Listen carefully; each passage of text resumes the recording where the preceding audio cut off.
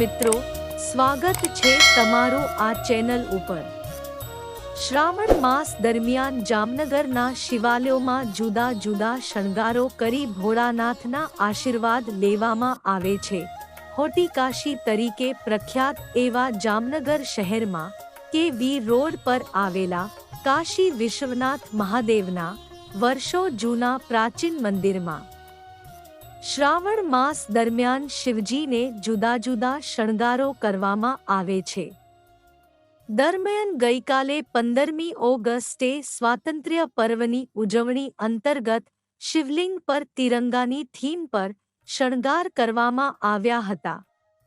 શિવભક્તોએ શિવ આરાધનાની સાથે સાથે રાષ્ટ્રભક્તિ પણ ઉજવી હતી।